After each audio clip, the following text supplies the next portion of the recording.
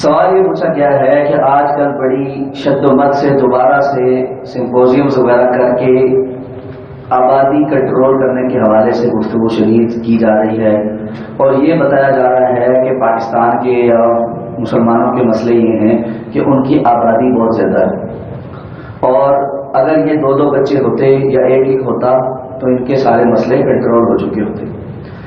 دینی حوالے سے اس پر گفتگو کرنے سے پہلے دنیاوی حوالے سے، دنیا کی مختلف ممالک کی جو اعداد و شمار ہے اس کے حوالے سے، اور جو گراؤنڈ ریئلٹیز ہیں اس کے حوالے سے چند باتیں کر لیتے ہیں، پھر دینی حوالے سے اس پر بات کریں گے۔ سب سے پہلی بات، دنیا کے اندر یہ اصول ہے، سائنس یہ کہتی ہے، دنیا کے بڑے بڑے دانشور یہ کہتے ہیں کہ بھائی سابقہ تجربے سے دنیا کے اندر جو ایکسپیرینسز ہو ان سے سیکھنا چاہیے اور اس کے مطابق فیصلے کرنے چاہیے۔ یہی بات تجربہ کرو اور اس کا نتیجہ دیکھ کر عادل قیامت طے کرو۔ تجربہ یہ کہتا ہے جن ملکوں نے برتھ ریٹ کنٹرول کیا یا اپنے ممالک میں یہ بات بہت پھیلائی کہ آبادی پر کنٹرول کرو، اور وہاں پر لوگوں نے بچے کم پیدا کرنے شروع کر دیے، یا یہ کہ مطلقاً مردوں اور عورتوں نے مادیت پرستی اختیار کر کے اس بات کو ہی چھوڑ دیا کہ وہ بچے پیدا کریں، اس وقت دنیا کے سب سے زیادہ سو کروڑ ترقی یافتہ ممالک، اسکینڈینیوین جتنے بھی کنٹریز ہیں، سویڈن ہے، ڈنمارک ہے، سوئٹزرلینڈ ہے، اس سے متعلقہ یورپین جو کنٹریز ہیں وہ بھی، کینیڈا، امریکہ، یہ جتنے نامات بڑے بڑے ملک ہیں، ان سب کو ایک بہت بڑے المیہ کا سامنا ہے، اور وہ المیہ یہ ہے کہ نوجوان نسل نہیں ہے، اور اس کے مقابلے میں بوڑھے بہت زیادہ ہیں، اور جو ایک معاشرے کا بیلنس ہوتا ہے وہ آؤٹ ہو گیا ہے۔ ایک معاشرے میں بوڑھے بہت زیادہ ہیں اور وہ ریٹائر ہو گئے ہیں، اور ان سب نے اب بیٹھ کر پینشن کھانی ہے، اور اس کے مقابلے میں نئے لوگوں نے آ کر ان کی جگہ لیتی ہے۔ اور نئے لوگوں کو کہاں سے لایا جائے، جبکہ اپنی عوام نے تو بچے پیدا کرنے یا ان میں پیدائش کی شرح میں بہت حد تک 30-40 سال پہلے کمی کر دی تھی۔ ایک اتنا بڑا خلا ہے جو پریکٹیکلی آ چکا ہے، جو سمجھ نہیں آ رہا کیسے پر کیا جائے۔ اس خلا کو پر کرنے کے لیے ان تمام ممالک نے سکلڈ امیگریشن کے پروگرام شروع کیے۔ سکلڈ امیگریشن یہ ہوتی ہے کہ جو دنیا میں پڑھے لکھے ذہین لوگ ہیں، ڈاکٹر ہیں، انجینئر ہیں، مختلف شعبوں کے ٹیکنیکل لوگ ہیں، ان کو اپنے ہاں بلاؤ اور اچھی جابز دو۔ اس لیے نہیں کہ یہ دنیا کے بڑے خیال خان ہیں، اس لیے کہ اپنے ہاں افراد موجود نہیں جو ان خالی جگہوں کو پر کر سکے۔ تو اس کے لیے انہوں نے اسکلڈ امیگریشن کا پروگرام شروع کیا، جس میں کینیڈا نے، امریکہ نے اور دیگر یورپین کنٹریز نے مختلف علاقوں سے، مختلف جگہوں سے لوگوں کو بلایا اور وہاں آباد کیا۔ اس چیز نے ان کے ہاں ایک اور مصیبت کھڑی کر دی، اور وہ مصیبت یہ تھی کہ ان سارے امیگریشنز میں مسلمانوں کی چونکہ اپنے ممالک میں تعداد اپنی دینی اور ثقافتی وجوہات کی بنا پر زیادہ تھی، ان کے یہاں بچے زیادہ ہوتے تھے، تو اس فل ان دا بلینکس کو سب سے زیادہ اگر کسی نے پر کیا ہے تو مسلمانوں نے کیا۔ اس کا نتیجہ یہ ہوا کہ مسلمانوں کی تعداد میں بڑی تیزی کے ساتھ ان ممالک میں اضافہ ہوا۔ ان ممالک میں مسلمانوں کے ساتھ کی تعداد میں تیزی کے ساتھ اضافے نے وہاں کے چرچ بکوانا شروع کیے، اور جن کو مسلمانوں نے جو ہے وہ خریدنا شروع کر دیا اور مساجد بنا دی۔ یورپ ان مثالوں سے بھرا پڑا ہے، امریکہ ان مثالوں سے بھرا پڑا۔ اس کے نتیجے میں ایک نئی وہاں پر گوروں کو ایک نئی فکر لاحق ہوئی کہ بھئی اگر یہ معاملہ اسی طرح جاری رہا اور مسلمان یہاں ہمارے یہاں آ کر بھی اوسطاً 3 سے 4 بچے پیدا کرتے ہیں، اپنے ملکوں میں چلو 6 سے 7 تھے، تو ایسے میں اب ہم کیا کریں؟ ہمارے ہاں تو معاملات بڑے بگڑ گئے۔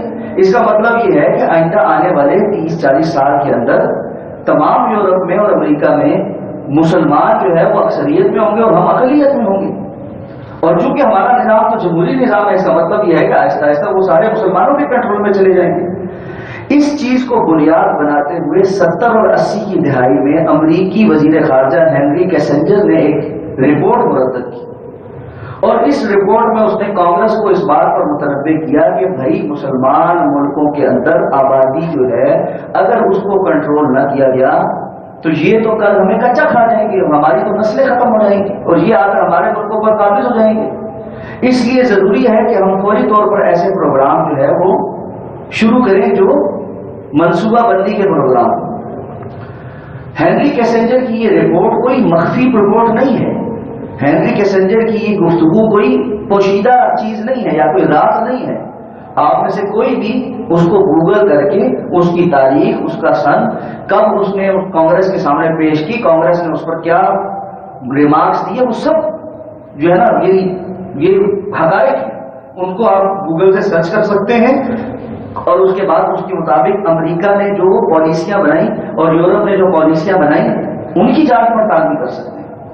تب سے یہ ڈھکوسلا مسلمان ممالک میں شروع کیا گیا کہ بچے دو ہی اچھے، اور یہ مسئلہ شروع کیا گیا کہ بھائی تم اگر آبادی کنٹرول کرتے تو تم اس مسئلوں میں نہ ہوتے۔ ہماری ترقی کا راز یہ ہے کہ ہم نے آبادی کنٹرول کی تھی، اس لیے لوگ تھوڑے ہوں تو ان کو کنٹرول کرنا آسان ہے۔ بظاہر یہ بات چونکہ لوگوں کو صحیح لگتی ہے اس لیے یہ بات بڑی شد و مت کے ساتھ اپنے من پسند حکمرانوں کے ذریعے مسلمان ممالک کے اندر NGOs کے تھرو ہیوی فنڈنگ کر کے جو ہے وہ امپلیمنٹ کی گئی۔ پاکستان میں جو سب ستارہ وزارت بہبود آبادی اور اس سے متعلقہ جتنے فورمز ہیں اور ان کی جتنی فنڈنگ ہے وہ تمام کی تمام بیرون میں بڑے بڑے ممالک کی طرف سے اور NGOs کی صورت میں پاکستان آتی ہے اور امپلیمنٹ ہوتی ہے۔ یہ تو ہے اس کا ایک تصویر کا ایک رخ۔ تو اس رخ میں ایک اور بہت بڑا مسئلہ آپ جس کو دیکھیں، یہی ممالک جو اپنے ہمارے ملکوں میں بچے تھوڑے ہی اچھے اور دو ہی اچھے یا اس سے بھی کم کی بات کرتے ہیں، یہی ممالک اپنے ہاں اپنے ملک کی گوری خواتین کو بچے پیدا کرنے پر انسینٹیو دیتے ہیں، اسٹائپنڈ دیتے ہیں، علاج بھی مفت ہے، ہر بچے کی پیدائش پر ماں کے لیے علیحدہ وظیفہ ہے، ہر بچے کے لیے علیحدہ وظیفہ ہے، اور بچے کی تمام تر نشو و نما اور اس کی پرورش کی ذمہ داری بھی گورنمنٹ کے سر ہے۔ کیوں؟ اس لیے کہ مادیت پرستی اور جنس زدہ معاشرے کے اندر مرد اور خواتین نے اپنے تعلق کو صرف جنسیت کی بنیاد پر قائم رکھا ہے، وہ ذمہ داری اٹھانے کے لیے اور خصوصاً اولاد پر اپنے وسائل خرچ کرنے کے لیے تیار نہیں ہے۔ خواتین کو یہ فوبیا ہے کہ جیسے ہی ہماری فکر خراب ہوگی، مرد ہماری طرف دیکھیں گے نہیں تو ہمارے اخراجات نہیں اٹھائیں گے، ہمیں کیا پڑی ہے کہ ہم یہ کریں، اپنا کیریئر خراب کریں۔ مردوں کو یہ ہے کہ بھائی جب میں نے شادی نہیں کی تو میں بچے کیوں پالوں، میری تو گرل فرینڈ ہے۔ ایسے میں جیسے ہی کوئی گرل فرینڈ ہوئی اور اس کے ہاتھ کوئی اولاد کی نوید ہوئی، اس کو چھوڑا اور کسی اور کی طرف چلتی ہے۔ کہ اس وقت یورپ کا ایک اور بہت بڑا المیہ سنگل مدرز ہے، سنگل پیرنٹنگ، ایک ماں باپ میں سے دونوں موجود نہیں ہیں اولاد کے پاس، صرف مائیں ہیں جو اولادوں کو پال رہی ہیں، وہ بھی حکومت کے وظیفوں پہ، اور اس کی وجہ سے آنے والی نسل میں جو سائیکولوجیکل ایشوز ہیں کہ باپ سروں پر نہیں ہیں اور اس کی وجہ سے جو پرابلمز ہیں، یہ ایک علیحدہ موضوع ہے۔ تو میں آپ کو یہ بتا رہا ہوں کہ دینی بات سے ہٹ کر جو دنیاوی ریکارڈ ہیں اور دنیاوی تجربے ہیں اور ایکسپیرینسز ہیں، ان پر تو پہلے ہی اس کو ثابت کر دیں کہ بڑا اچھا کام ہے۔ مولویوں کی بات تو چھوڑ دو نا، مولویوں کی تو ان کو سمجھ نہیں آتی، مولویوں کی پر تو ہنسنا ہے، اسلام کی تعلیمات پر تو ٹھٹھے لگانے ہیں، مذاق اڑانا ہے، تمسخر اڑانا ہے۔ اور بھائی جن کو تم بہت عالی شان سمجھتے ہو، بہت پڑھا لکھا سمجھتے ہو، جن جیسا شکل و صورت، ظاہر، باتیں، اٹھنا بیٹھنا، زبان ٹیڑھی کر کر کے ان کی زبان بولنا، اس سب کو تم اپنے لیے قابلیت سمجھتے ہو، ان کے ہاں تو دیکھ لو کیا ہو رہا ہے، اور انہوں نے اس سے کیا حاصل کر لیا جو ہمیں مل جائے گا۔ آج جس عذاب میں وہ پڑے ہوئے ہیں، اگر وہ عذاب آپ کو بھی چاہیے تو آپ ہی لے لو۔ تو مسئلہ یہ ہے، مسئلہ ان کا نہیں ہے، مسئلہ ان کی ڈوریاں ہلانے والوں کا ہے، جنہوں نے ان کو لا کر ان منصبوں پر بٹھایا ہے، جنہوں نے لا کر ان سے ایجنڈے پورے کروانے ہیں، اور اس کا نتیجہ یہ ہے وہ کہتے ہیں کہ بھائی ہمارے یہ ایجنڈے پورے کرو، اور یہ اس پر لگ پڑتے ہیں۔ اللہ کے رسول صلی اللہ علیہ وسلم نے فرمایا تھا، یہ میری قوم، میری امت سابقہ اقوام کی نقل کرے گی، یہاں تک کہ اگر ان میں سے کوئی کسی بل میں گھسا تھا تو یہ بھی بل میں گھسیں گے۔ یہاں تک کہ نعوذ باللہ ان میں سے اگر کسی نے اپنی ماں کے ساتھ بدفعلی کی تھی یہ بھی کریں گے صرف اس بات پہ کہ وہ کرتا ہے. والعیاذ باللہ، اللہ سب کو اس سے محفوظ رکھے. تو یہ تو ہے اس کا ایک رخ جس پر ان کو جواب دینا چاہیے کہ کیا جس ایکسپیرینس کو یہ یہاں کرنے جا رہے ہیں وہ دنیا میں کسی جگہ کامیاب بھی ہے؟ دنیا میں کسی جگہ کامیاب بھی ہے. اس وقت چائنا وہ ملک تھا جس نے ایک بچے کی پالیسی اپنائی تھی. ایک بچے کے علاوہ وہ بچہ پیدا ہی نہیں کر سکتے، ضائع ہی کروانا پڑتا تھا یا شدید بھاری جرمانے ادا کرنے پڑتے تھے. نتیجہ کیا ہے اب آ کر ان کو ایک بچے کی پالیسی سے ہٹ کر انہوں نے 2 پہ آئی ہے. وجہ یہ ہے پورے چائنا میں ایک شدید بحران ہے. اس ایک بچہ پالیسی کی وجہ سے عموماً خواتین نے یہ چاہا کہ کیونکہ بچہ ایک ہی ہونا ہے تو بیٹیاں نہ ہوں بیٹے ہوں. الٹرا ساؤنڈ کروائے، جیسی بیٹی ہوتی تھی ضائع کروا دیا، بیٹا ہوتا تھا تو باقی رکھا. اس وقت چائنا میں یہ صورتحال ہے، لڑکوں کی تعداد شدید زیادہ ہے، لڑکیاں ہیں نہیں. بی بی سی کی رپورٹیں اٹھا کر پڑھیں، اپنے اداروں کی، ہماری نہ پڑھیں. چائنا کے پورے صوبے ایسے ہیں جہاں پر گاؤں کے گاؤں ایسے ہیں جہاں مردوں کے لیے خاتون نہیں ہے شادی کرنے کے لیے. اس وقت چائنا کے اندر خواتین شادی کرنے کے نام پر سب سے زیادہ پوری دنیا میں پیسے لیتی ہیں. ہمارے یہاں تو ہم لڑکی والے جہیز دیتے ہیں نا، وہاں وہ لڑکوں سے جہیز وصول کرتی ہیں اور اچھا والا کیش میں وصول کرتی ہیں، اور اس کی وجہ سے امیروں کی شادیاں ہو رہی ہیں، غریبوں کی شادیاں نہیں ہو رہی. پورے گاؤں ہیں جہاں پر کسی مرد کی شادی نہیں ہوئی. کیوں نہیں ہوئی؟ لڑکی ہے ہی نہیں. تو اس نظام کو ڈسٹرب کرنے کے ذمہ دار کون ہے؟ تو کیا یہ چیز پہلی بات ہے کامیاب ہے؟ اب آ جائیں دوسری طرف. شریعت یہ کہتی ہے تم یہ باتیں ساری اس بنیاد پر کر رہے ہو کہ تھوڑے کھانے والے ہوں گے تو رزق زیادہ ہو جائے گا. اللہ فرماتے ہیں نحن نرزقکم وإیاہم، ہم تمہیں بھی رزق دیتے ہیں، تمہاری اولاد کو بھی دیتے ہیں. لا تقتلوا اولادکم خشیۃ املاق، تم اپنی اولاد کو رزق میں کمی کے ڈر سے قتل نہ کرو. تمہارا رزق بھی تو اللہ دیتا، ان کو بھی دے گا.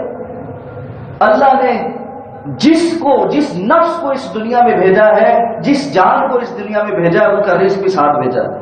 اللہ کے رسول کی حدیث ہے 4 ماہ کا ماں کے پیٹ میں ہوتا ہے اس کا رزق لکھ دیا جاتا ہے. اس سلسلے میں میڈیکل ریزنز اگر ہوں تو صرف میڈیکل ریزنز کی بنیاد پر علاج معالجے یا ماں کی جان کو خطرے کی صورت میں اولاد نہ کرنا یہ جائز ہے. اس کے علاوہ باقی کوئی اور وجہ بلا وجہ اولاد کو کم کرنا یہ جائز اور درست نہیں ہے. اور اللہ کے رسول کا حکم ہے تزوجوا النساء، عورتوں سے نکاح کرو، الودود المولود، ایسی خواتین سے جو تم سے محبت بھی کریں اور تمہاری زیادہ اولاد جنے، زیادہ اولاد پیدا کریں. اب دنیا کے ایک اور اصول پر آ جائیں. سب دنیا ہنستی ہے، عرب بہت شادیاں کرتے ہیں اور بہت بچے ہوتے ہیں ان کے. سب سے زیادہ اس وقت دنیا میں امیر بھی عربی ہیں، ہے بھی ان کا مقابلہ کرنے والا. تو بھائی دنیا میں جو اصول اللہ نے رکھے ہیں ان کو سامنے دیکھو، ان کو دیکھو. تو یہ ساری کی ساری وہ بیماری ہے جو دین اور دنیا دونوں سے نابلد ہونے کے نتیجے میں اس صرف بنیاد پر ہے کہ جو گورا کہتا ہے وہ صحیح ہے. اس کی کوئی بنیاد ہے یا نہیں ہے وہ یہ علیحدہ بات ہے. وجہ کیا ہے؟ غلامانہ ذہن ابھی تک آزاد نہیں ہوا. انگریز تو چلا گیا، اپنے کالے سانپ چھوڑ گیا، رنگ کالے ہیں، سوچے انگریزوں کی غلام ہیں، اور نتیجہ یہ ہے کھانا بھی ان کی طرح کھانا ہے، پہننا بھی ان کی طرح ہے، بولنا بھی ان کی طرح ہے، اور انہی کے افکار کو حرف آخر سمجھنا ہے. اور ساتھ میں کہنا کیا ہے؟ ریاست بنانی ہے مدینے کی، ریاست بنانی ہے مدینے کی. تو بھائی ریاست مدینہ کے متضاد کام کرو اور ساتھ میں نعرے مارو کہ ریاست بنانی مدینہ کی، یہ تو نہیں چلتا. یا تو وہ کام مانو جو اللہ کے رسول نے کہیں، یا پھر اپنے اس دعوے سے پیچھے ہٹ جاؤ. قول ہی ہم نے جن کے اشارے پہ آئے ہیں ان کی ریاست بنانی ہے، سیدھی سیدھی بات کرو. یہ 2 نمبریاں جو ہے نا، یہ آپ یہ سمجھتے ہیں کہ لوگوں کو نہیں پتہ چلتی، ایسی بات نہیں ہے. مسئلہ صرف یہ ہے عموماً ہم نے ایک رویہ بنا لیا ہے، اور وہ یہ ہے دین اسلام مولوی کی بات کا مذاق اڑا دو، خواہ وہ کتنی ہی صحیح کیوں نہ ہو، بس اس کا ایک تمسکر اڑا دو۔ عام لوگوں کے لیے کسی بھی بات کا مذاق اڑانا اتنا ہی کافی ہے کہ کسی مولوی نے کہی، چاہے وہ کتنی صحیح بات کیوں نہ ہو اور کتنی ہی چاہلانہ بات کیوں نہ ہو، وہ اس لیے صحیح ہے کہ فلاں امریکی ادارے نے کہی ہے، فلاں برطانوی ادارے نے کہی ہے، وہ تو صحیح ہوگی۔ اگر یہ معیار ہے تو پھر انسان کو اپنی عقل پر خود ماتم کرنا چاہیے۔ واللہ اعلم بالصواب۔